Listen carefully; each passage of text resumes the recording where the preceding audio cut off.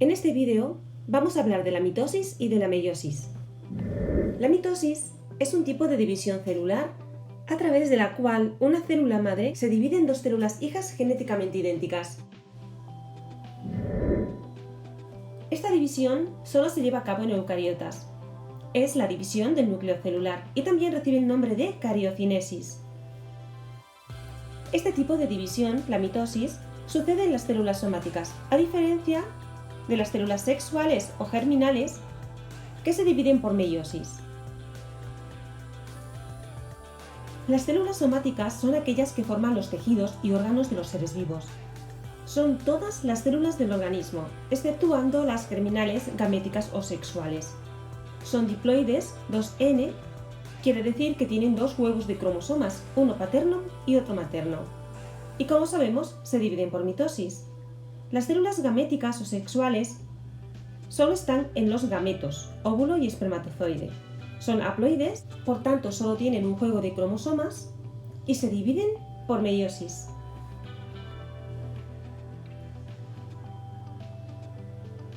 A la hora de abordar la división celular, tenemos que diferenciar entre la división del núcleo, que es la mitosis o cariocinesis, y la división del citoplasma, que se denomina citocinesis.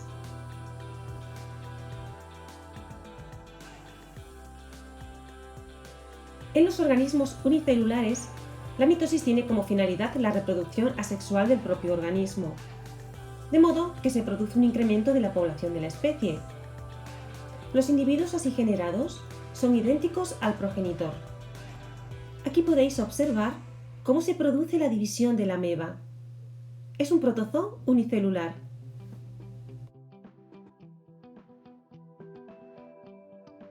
Pero además tiene otro interés biológico fundamental. A los organismos pluricelulares nos permite crecer, renovarnos y repararnos.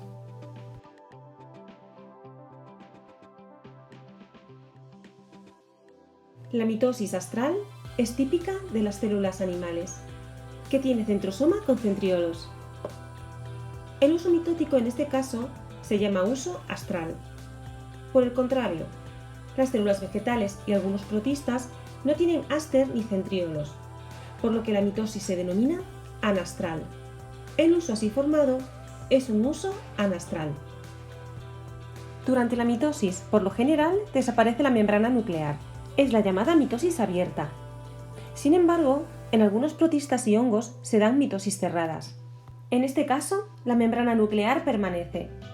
Se separan los cromosomas dentro de la membrana nuclear y luego ésta se estrangula formando dos núcleos.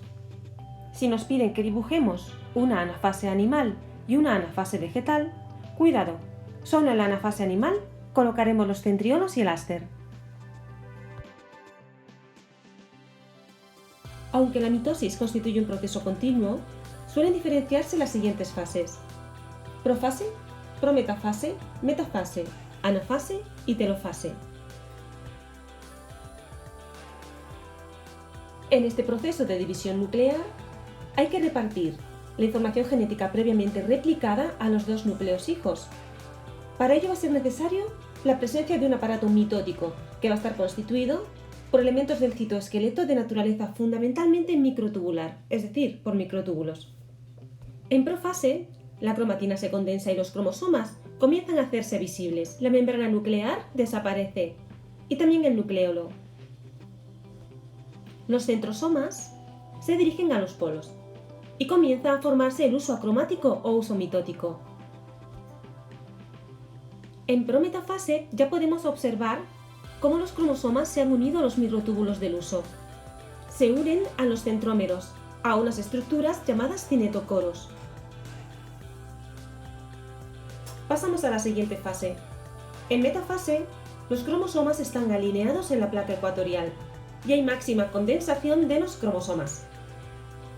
La placa metafásica o plano ecuatorial es una línea imaginaria equidistante de los dos polos del uso. Recordad que en los polos del uso es donde están situados los centrosomas. Si trazamos una línea imaginaria de polo a polo, la placa ecuatorial es perpendicular a la misma. En anafase, las cromátidas de cada cromosoma se dirigen a los polos opuestos. Los microtúbulos se van acortando y arrastran a las cromátidas. De hecho, las fibras del huso son de tres tipos. Tenemos fibras polares, fibras cinetocóricas y fibras astrales. Una vez los centrómeros se extienden longitudinalmente, las cromátidas hermanas se dirigen hacia polos opuestos. ¿Pero cómo lo hacen? Bien, las fibras cinetocóricas se acortan a la vez que las fibras polares se alargan. Así se acentúa la separación entre los polos del huso y, por tanto, entre los dos grupos de cromátidas. Como consecuencia de lo anterior, en el ecuador del huso quedan una serie de microtúbulos que constituyen las llamadas fibras interzonales.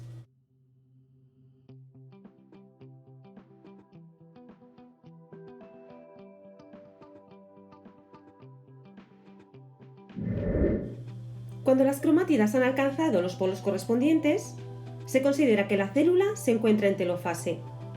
Ahora ya no se llaman cromátidas, se llaman cromosomas.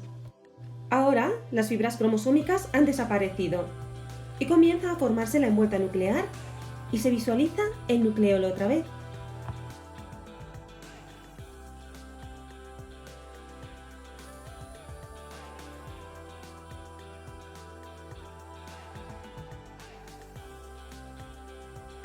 En este momento podemos decir que la cariocinesis ha finalizado, pero no la división de la célula. La división del citoplasma o citocinesis se inicia habitualmente en telofase. Se produce un reparto del citoplasma y de los orgánulos celulares, originándose así dos células hijas genéticamente idénticas al individuo parental. En las células animales, la formación del surco de división implica la constricción progresiva en la zona ecuatorial. Se forma un anillo periférico contráctil. Este está formado por microfilamentos de actina asociada a miosina. Así podemos decir que la citocinesis animal se lleva a cabo por estrangulación.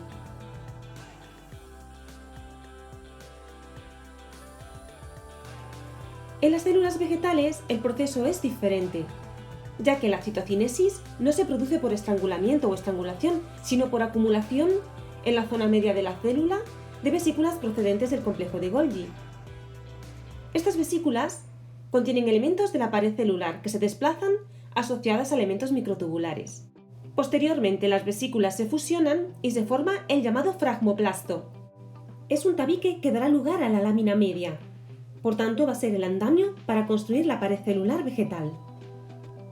Aunque son minoritarios, existen otros modelos de citocinesis. En este caso hablamos de la esporulación, o citocinesis por pluripartición, propio de los esporozoos. Se divide el citoplasma de una célula madre plurinucleada, dando lugar a tantos citoplasmas hijos como núcleos posee. En la citocinesis por gemación, el citoplasma se divide, dando lugar a dos fracciones de distinto tamaño. El más pequeño se denomina yema. En principio no tiene núcleo, después el núcleo se introduce en la yema y se reparten los cromosomas. La célula de menor tamaño crecerá hasta igualar el tamaño de la mayor. La gemación es típica de las levaduras. Vamos a ver ahora un asunto importante. Como ya sabemos, las células que sufren mitosis son células diploides. Son células que tienen dos juegos de cromosomas, uno paterno y uno materno. Por ello decimos que son 2N. Y llamamos valor C a la cantidad de ADN por genoma haploide, cantidad de ADN que hay en un solo juego cromosómico. Al ser diploide, tendrá por tanto 2C y lo reflejamos en el eje de ordenadas. Y como vemos, en G1 aparece 2C como cantidad de ADN, pero después de G1 comienza la fase S de síntesis y se duplica el material genético. Se produce de manera progresiva a lo largo del tiempo, que tenemos reflejado en el eje de abscisas. Al finalizar la fase S, tenemos 4C, porque en S el ADN se ha duplicado. En profase, metafase y anafase sigue habiendo una cantidad de ADN 4C, pero tras la telofase y la citocinesis se recupera el valor normal de la cantidad de ADN de la célula y vuelve a ser 2C. La cantidad de ADN de una célula se expresa en masa, en picogramos.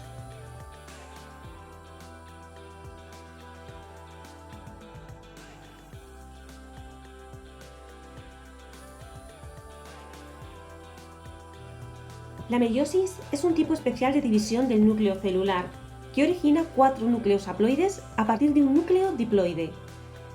En los individuos diploides es necesaria para la formación de los gametos. Los gametos son haploides, porque tras la fecundación se unirán dos gametos haploides y gracias a ello se conservará la haploidía normal de la célula, 2N.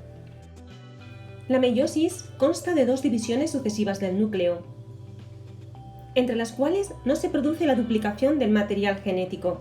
Entre una división y la siguiente no hay fase S. La primera división meiótica es la llamada división reduccional. La segunda división es similar a una división mitótica.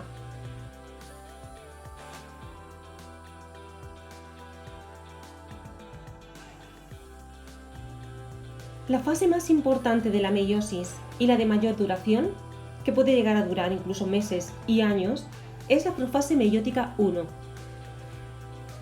Consta de 5 etapas: leptoteno, cigoteno, paquiteno, diploteno y diacinesis. Todos los acontecimientos tienen lugar en el interior de la envoltura nuclear, que todavía no ha desaparecido. En leptoteno, los cromosomas homólogos se están condensando y se unen a la membrana nuclear a través de placas de unión.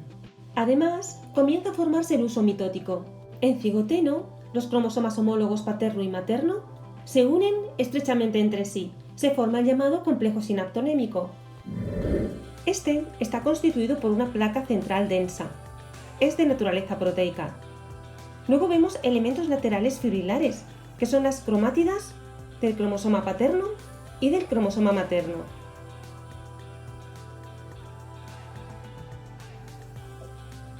Y también consta del llamado nódulo de recombinación. Gracias a estos nódulos de recombinación se produce el fenómeno denominado recombinación genética. Y como vemos aquí, los cromosomas homólogos intercambian fragmentos.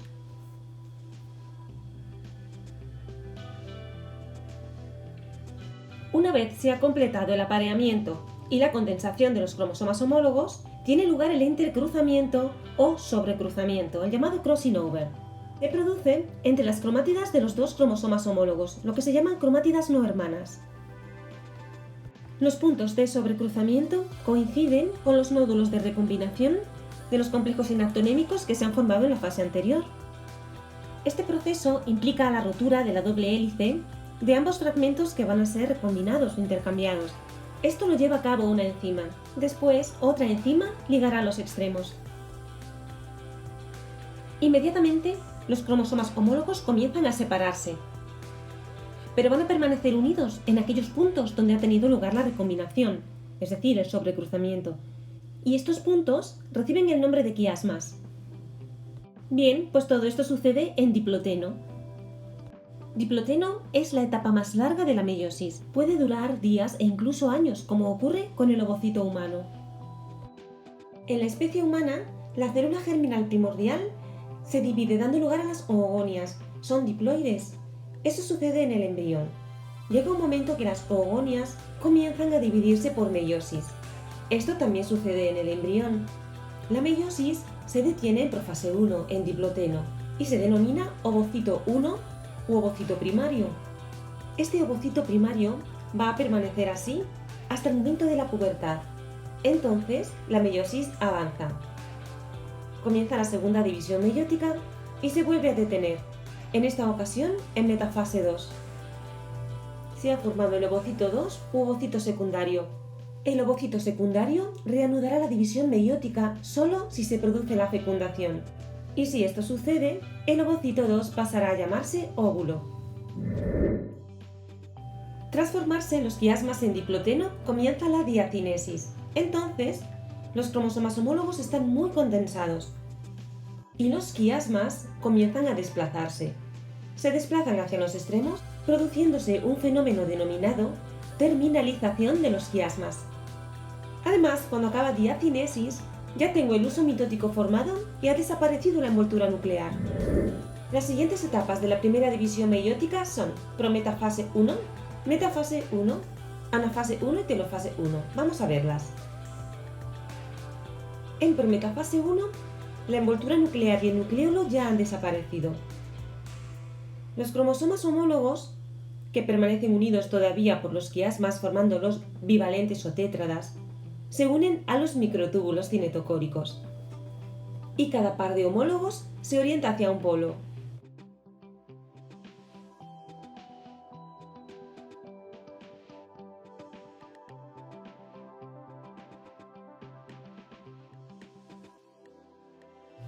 En metafase 1, los bivalentes se disponen en el plano ecuatorial. Ya solo se observan algunos quiasmas terminales.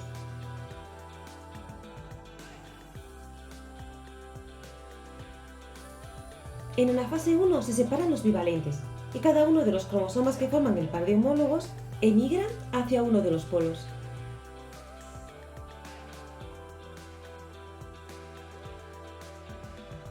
En telofase ya podemos ver cómo se forman dos células haploides, y es por eso que decimos que la primera división meiótica es reduccional. Hemos pasado de una célula 2N diploide a dos células haploides N. Ahora en telofase reaparecen la envoltura nuclear y el nucleolo, y tras la telofase 1 se produce la citocinesis, después un breve periodo de descanso. Y es entonces cuando comienza la segunda división meiótica. Esta equivale a una mitosis normal. Las etapas son profase 2, metafase 2, anafase 2 y telofase 2. En todo momento las células son haploides. Y tened en cuenta que si en la meiosis 1 hablábamos en todo momento de cromosomas homólogos, ahora hablamos de cromátidas hermanas. Lo que se va a separar, a distribuir en anafase 2 no son los cromosomas homólogos, son cromátidas hermanas.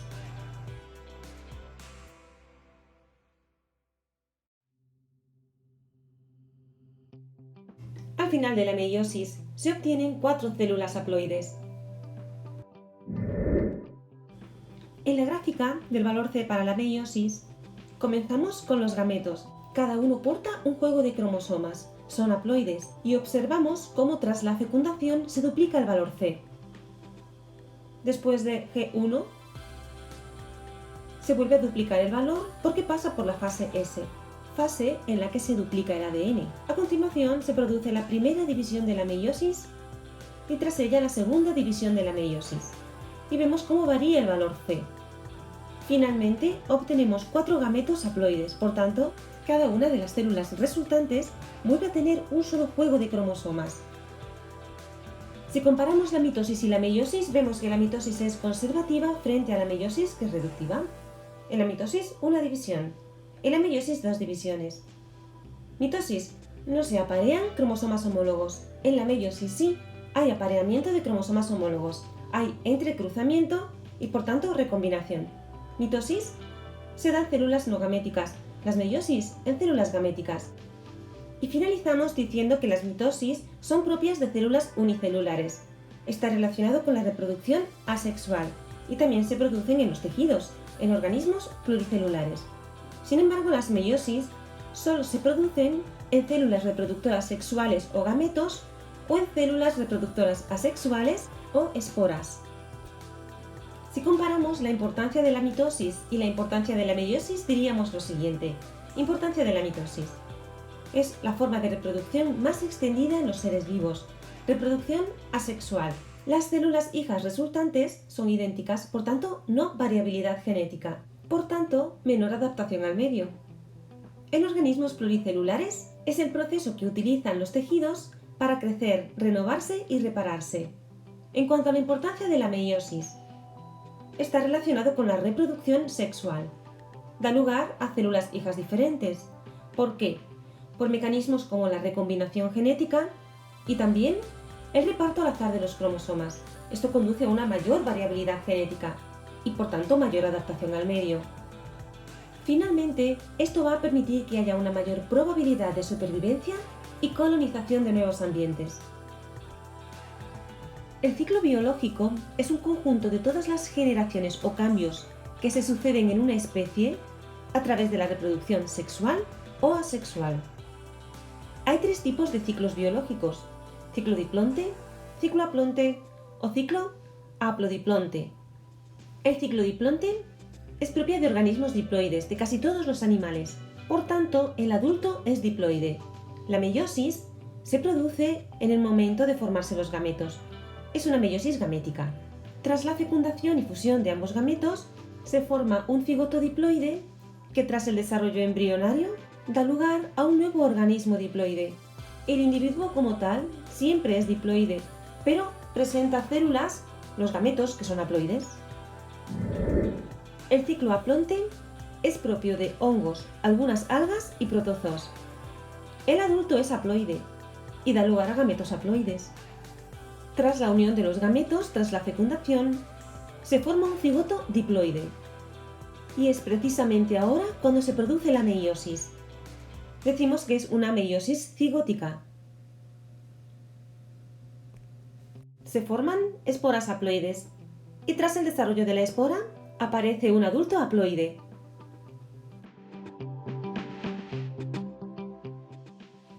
El ciclo haplodiplonte, también llamado diploaplonte, está presente en vegetales, en las plantas, en musgos, helechos y plantas con semillas.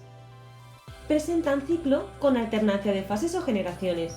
Existen individuos haploides y otros diploides.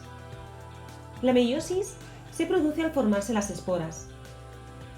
La fase diploide es la esporofítica, un tipo de individuo que produce por meiosis esporas. Estas esporas dan lugar a un adulto haploide llamado gametofito. En él se forman los gametos haploides. Tras la fecundación se produce un cigoto diploide que origina una nueva fase esporofítica. La meiosis en este ciclo es esporogénica.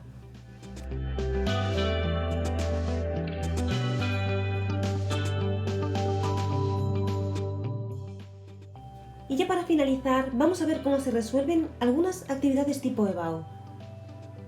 Esta es una muy típica. En el siguiente dibujo aparece una pareja de cromosomas homólogos durante la meiosis. En él aparecen las letras que representan los genes presentes en estos cromosomas. Nos dicen, si se produce un sobrecruzamiento en el lugar indicado con una cruz, dibuje todos los gametos posibles formados tras el proceso de meiosis. Esta pregunta vale un punto. Después nos pide que digamos en qué fase de la división meiótica se produce el sobrecruzamiento y que expliquemos las consecuencias biológicas que conlleva este proceso. Bien, hemos colocado los genes en los dos cromosomas homólogos, el paterno y el materno. Tienen, por supuesto, los mismos genes, ya que son cromosomas homólogos, y por eso yo los he pintado del mismo color. Sin embargo, la información que porta es distinta.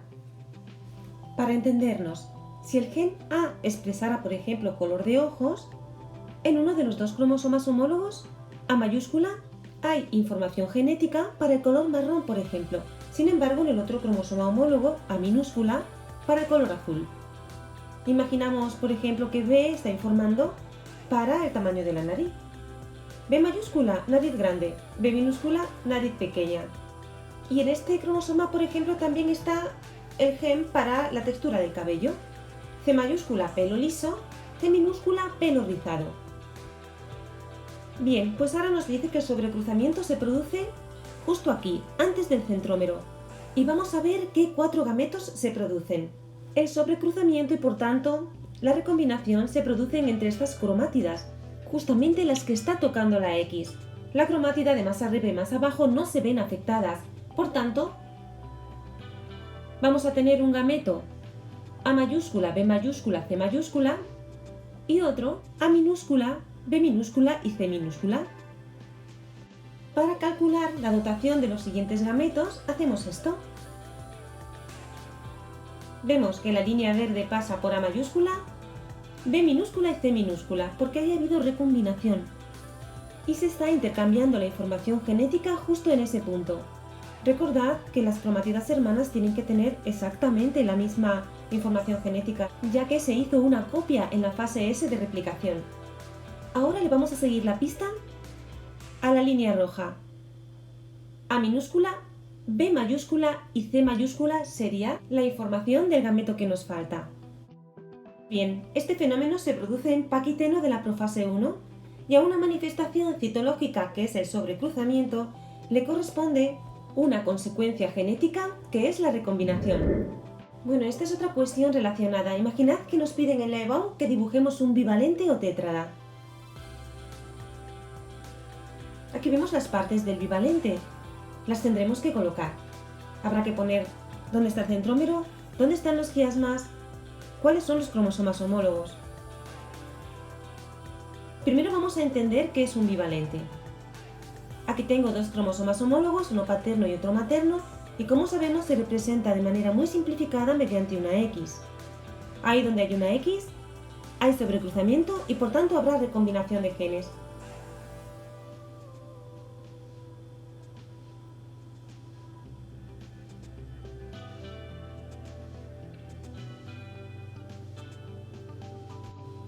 Y de manera esquemática esto es lo que dibujamos. Sin embargo, nosotros vamos a dibujarlo de la siguiente manera si nos lo pidieran en la EBAU.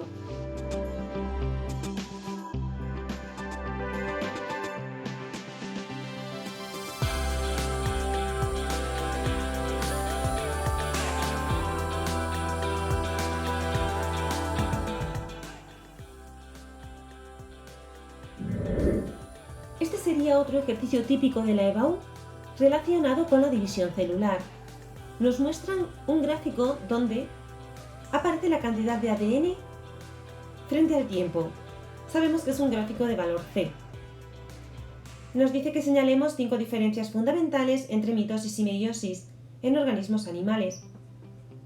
Y la siguiente cuestión tiene que ver con la gráfica. Nos pide que razonemos de qué tipo de división se trata. Aquí os dejo la actividad resuelta.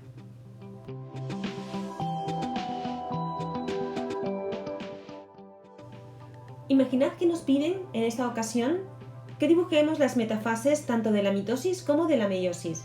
Habría que dibujar 3 metafases, la de la mitosis, la de la meiosis 1 y la de la meiosis 2. Por supuesto nos tienen que dar la haploidía de la célula, en este caso es 2n igual a 4.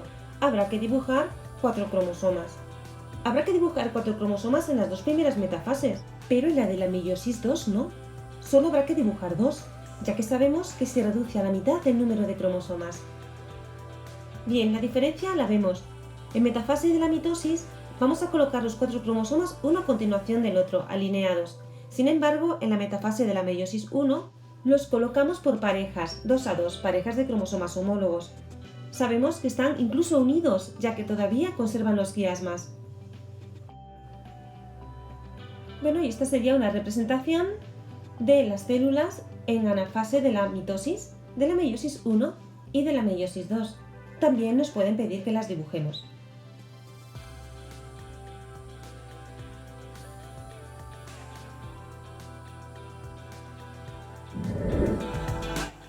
Para finalizar, hagamos el siguiente ejercicio. Nos dice que los dibujos adjuntos representan los posibles gametos de un determinado individuo que presentan mitosis astrales. Haga un esquema de la metafase de una célula somática de ese individuo, indicando su constitución genética. Nos pide que digamos si el individuo en cuestión es diploide o haploide y después que hagamos una definición de lo que es gameto y cigoto. Bien, estas serían las células germinales, todas haploides, y nosotros buscamos una célula somática diploide. Por tanto, la dotación genética de esta célula sería 2n igual a 4. Como nos dice que dibujemos una mitosis astral, habrá que poner los centrosomas con el par de centriolos. Se corresponde con una célula animal. Recordar que las células vegetales tienen mitosis anastrales, no tienen centriolos en sus centrosomas. Lo que estamos haciendo es ir tomando de los gametos que nos han dado los bastoncitos que sean iguales y los vamos a unir en la célula somática formando un cromosoma completo. Colocamos las letras, que será la información genética que portan, y después en la placa ecuatorial o metafásica, ya que estamos hablando de una metafase. Así que los dibujamos justamente en la mitad, en la placa ecuatorial. Ahora colocamos los microtúbulos cinetocóricos y también podríamos colocar los polares y ya estaría. El individuo en cuestión es diploide.